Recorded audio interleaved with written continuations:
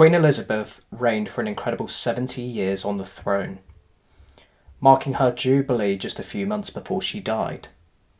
She's featured on coins for 70 years, and now we have a new king, Charles III, who will be represented on the coinage that we have today.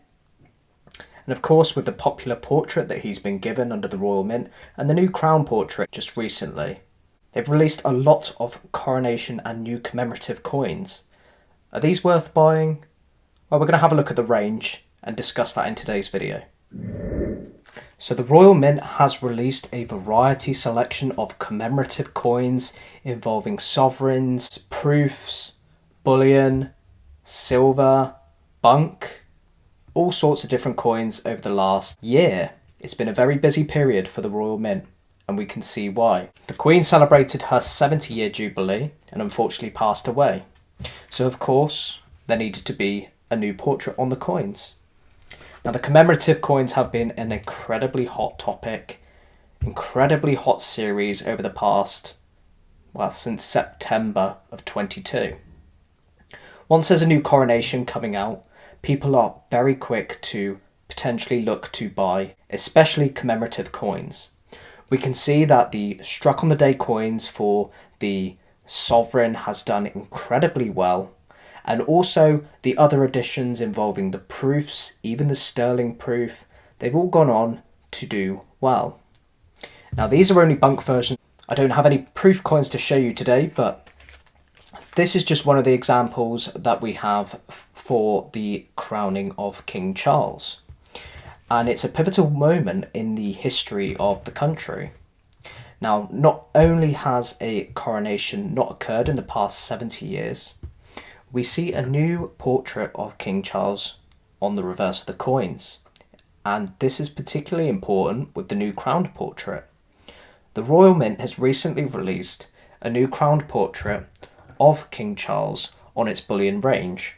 These are selected to 200,000 products worldwide, and they will sell. People prefer the crowned King Charles over the non-crowned from what I've seen. I don't mind either way, really.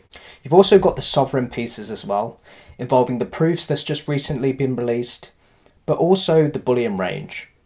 They're still on the Royal Mint's website today from what I've seen. Now people have spoken about kings not really being on coins and things, but now that's not necessarily true. We have a version here of King George VI. Now, given that this isn't silver and it's from Mauritius, it's not from the United Kingdom, it's a bit of a interesting moment to put a crowned portrait of the king on its coins. Particularly when we look at coinage, when we look across the world, we see different portraits with the king without a crown. This is another example of George VI. Now this is from South Africa and this is from Mauritius. Now you can tell the difference when it comes to which one's going to be more suited to buyers.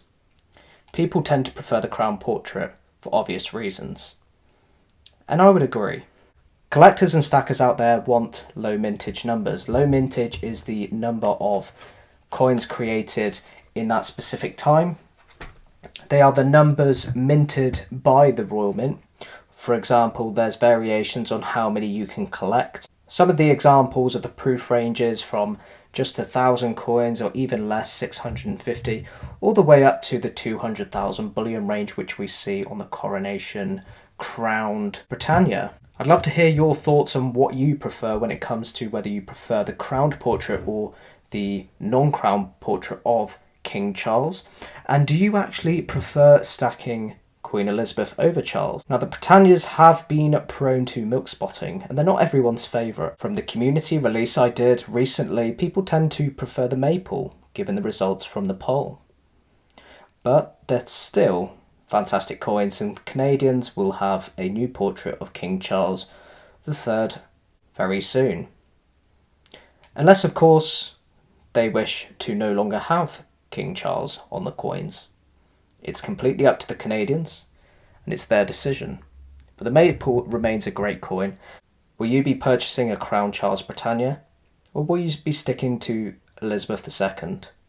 Of course, with time, we'll see more Charles coins enter into the silver stacking market. Until then, Queen Elizabeth is still very prominent when it comes to the coins available. So I'd love to hear your thoughts when it comes to the Coronation coins. Do you think they're worth purchasing? You have to do your due diligence and just realise the risk potentially you're taking if you're overpaying on the second-hand market.